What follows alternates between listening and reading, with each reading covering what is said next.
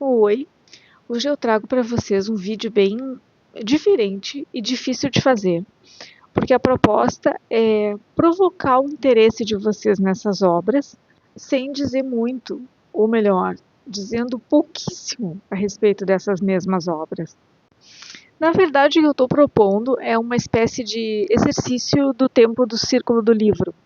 Para quem não conhece, o Círculo do Livro foi uma editora e clube de assinatura de livros, cujo período de atividade se estendeu dos anos 70 aos anos 90.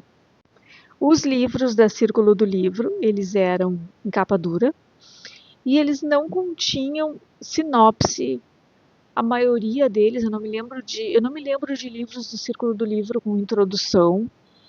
Eles vinham assim, era simplesmente a edição com a história.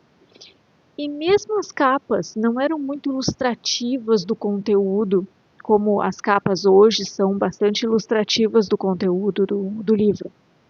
A ideia era ler sem saber nada sobre o livro e ver se o livro te agrada, se o livro te captura.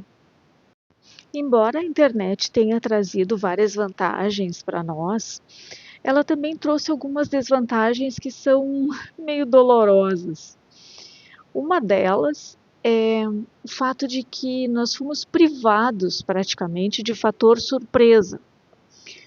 Vocês imaginem que uma criança nasce agora e daqui a 30 anos esse adulto, esse então adulto, resolve assistir o Sexto Sentido. A chance dessa pessoa não conhecer o final é mínima. E o pior é que essa informação pode vir sem a pessoa nem solicitar. Ela pode estar olhando os vídeos do Instagram e de repente aparecer alguma coisa ali que ela nem solicitou, que ela nem buscou. Então disso a internet realmente nos privou, dessa possibilidade de descobrir as coisas do zero. A proposta desse vídeo então é sugerir 6 livros que podem servir como um exercício de descoberta de histórias novas. Então, vamos começar a lista. Rio Vermelho, da escritora britânica Amy Lloyd, foi publicado no Brasil em 2018. Trata-se de um livro de mistério e suspense que não é nem um pouco tradicional. Por quê? Porque a escritora não dá a solução do mistério para o leitor. É o leitor que tem que pegar as peças ao longo do livro e montar o quebra-cabeça e chegar à solução no final. Olha, eu já ouvi bastante gente que leu esse livro e não gostou, que falou mal do livro. Claro, a experiência de leitura é sempre uma experiência pessoal, mas se tem um livro que eu aconselho vocês a fazerem leitura conjunta, é esse aqui. Porque como o livro não tem solução, as pistas estão ali, tá? Mas ela não dá tudo mastigadinho como a Agatha faz no final do livro, que o Poirot reúne todo mundo e começa a explicar o que aconteceu. Nesse livro isso não acontece. A premissa básica desse livro é o relacionamento que se estabelece entre um rapaz que está cumprindo pena por homicídio e uma mulher lá na Inglaterra que começa a se corresponder com ele. Pois então, vai entender, né? Vocês lembram que o Maníaco do Parque era campeão de cartas de admiradoras, de mulheres apaixonadas? Gente, que é isso? Não tem homem no mundo, não. Não sabe ficar sozinha? Ai, pelo amor de Deus.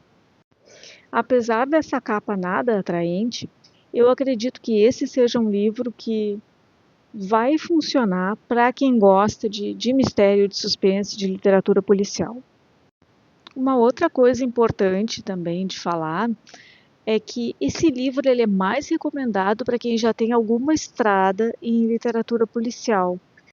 Se a pessoa é uma leitora ainda muito iniciante, eu acho que esse livro não vai funcionar. Ah, outra coisa, não leiam as orelhas desse livro. As orelhas desse livro contam 70% do livro. Praticamente fica só o final para o leitor descobrir sozinho.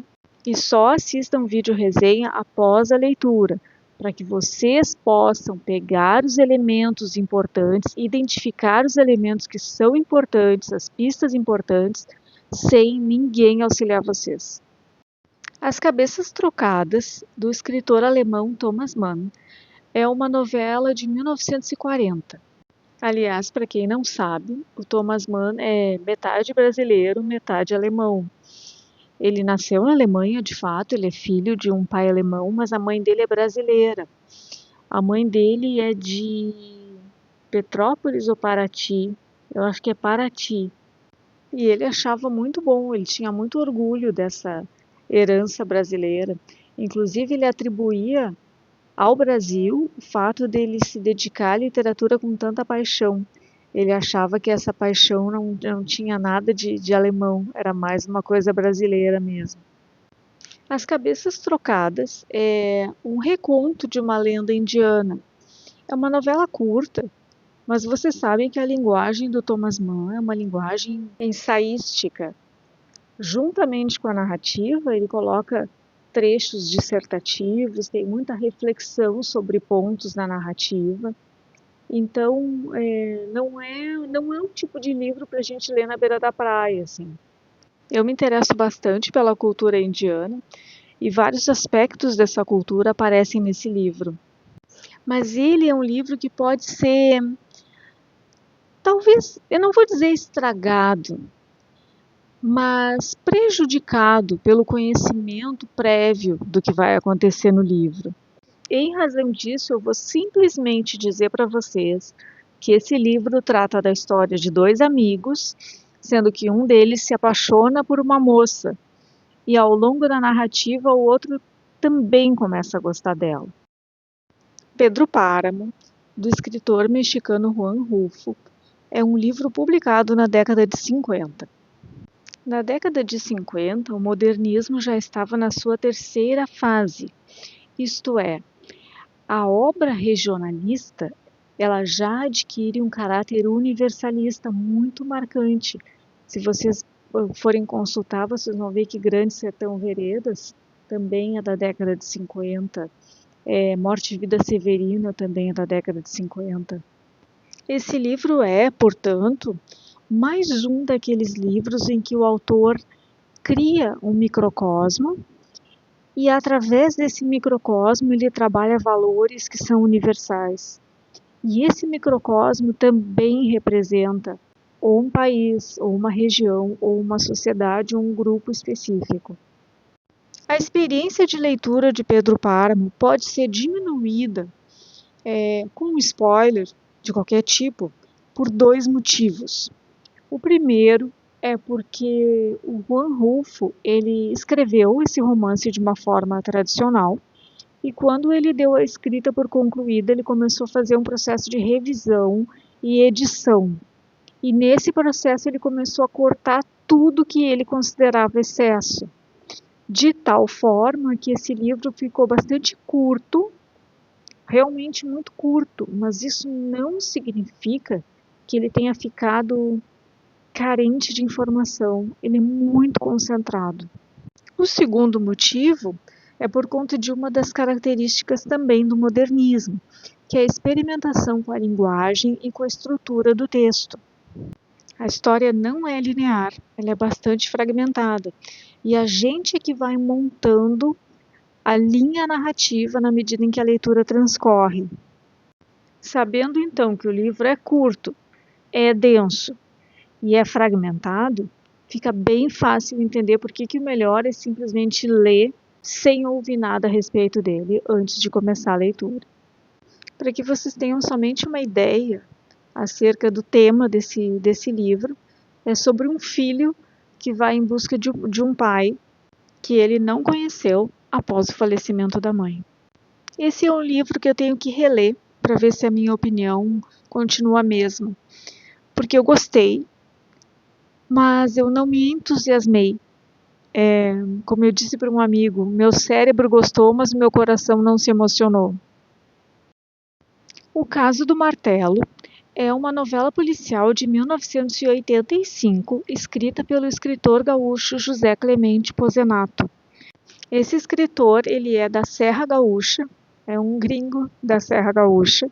Ele nasceu em São Francisco de Paula, a uns 100 quilômetros mais ou menos de Caxias do Sul. E ele faleceu recentemente, no final de 2024. Ele ficou bem conhecido como o autor de O Quatrilho, que foi adaptado para o cinema em 1995. É um filme daquele diretor que teve uma vida tão trágica, o Fábio Barreto. E o elenco tá a Glória Pires, a Patrícia Pilar, o Bruno Campos e o Alexandre Paternoster. O caso do martelo é um mistério policial que se passa na Serra. E nesse livro o autor recria todo o ambiente da colônia, o ambiente, as pessoas, os costumes, é muito legal. Eu já falei para vocês naquele vídeo sobre canibais que eu sinto muito entusiasmo na leitura quando eu reconheço coisas que eu vivo ou que eu vivi. E nesse livro, por exemplo, tem uma parte do livro em que o policial ele é convidado a almoçar junto com a família e o cardápio é frango assado, massa feita em casa e salada de radite com vinagre de vinho tinto. Eu acho que não existe gaúcho que mora na serra ou que já passou uma parte da sua vida na serra que não reconheça esse almoço como um almoço muito típico. No meu caso, era menos frequente a massa feita em casa e mais frequente a polenta, que eu até prefiro. Nesse livro, o policial vai até o interior do município investigar um homicídio que ocorreu na colônia. Um homem que morava sozinho foi morto a marteladas. Para mim, um dos maiores méritos desse livro é como o autor consegue mostrar o lado humano por trás de uma tragédia como essa. Porque a gente que gosta de novela policial, a gente gosta pelo quebra-cabeça. Mas às vezes a gente não se dá conta do drama que está por trás daquela investigação, que é uma vida, uma família. Então, isso nunca se perde nesse livro. Eu achei isso assim, ó, muito, muito bom mesmo. Uma outra coisa importante de ser mencionada é que esse livro está fora de catálogo. A última vez que ele foi publicado foi na década de 90 pela editora Mercado Aberto aqui de Porto Alegre. Mas dá para achar no sebo. Se vocês acharem esse livro por aí, eu acho que vale a pena. Eu acho que é um livro muito bom.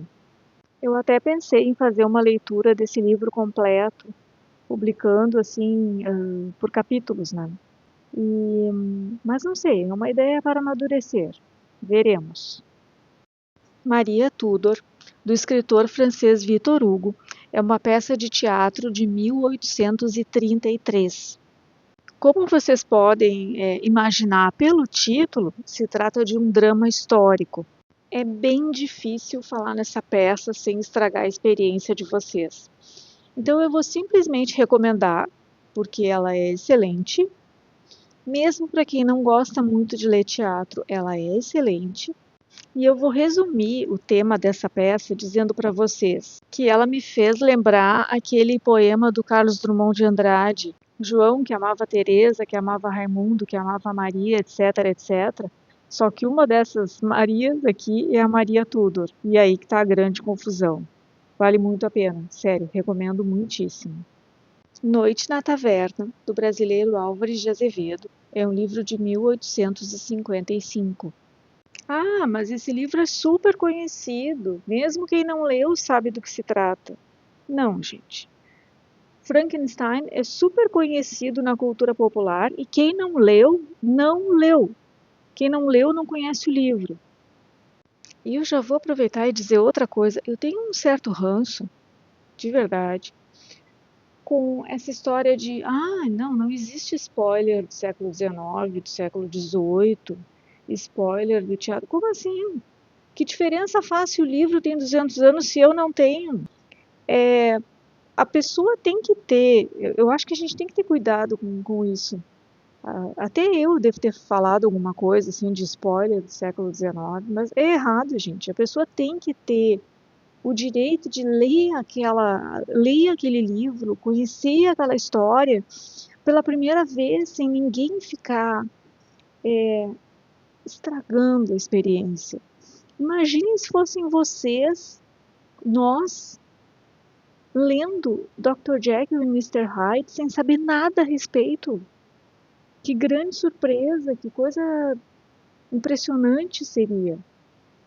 Dito isso, Noite na Taverna não é um livro de contos, é uma narrativa moldura com capítulos semi-independentes. O que isso quer dizer? Se eu pegar um capítulo aleatório, eu vou entender o que está acontecendo ali, mas eu vou perder o todo se eu não ler o livro inteiro.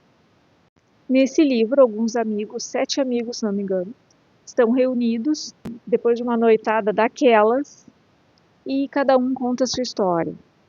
O Álvares é o grande expoente do ultrarromantismo brasileiro. As obras dele são muito byronianas e esse livro vocês terão que ler com calma, porque a linguagem romântica é uma linguagem muito mais rebuscada, muito mais rica em metáforas do que a linguagem realista. Leiam sem pressa, procurem as referências.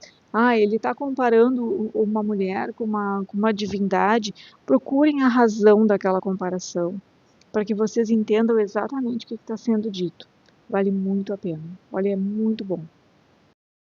De todos esses livros, eu acho que aqueles que mais facilmente irão agradar a todos os públicos são o Maria Tudor e o Caso do Martelo.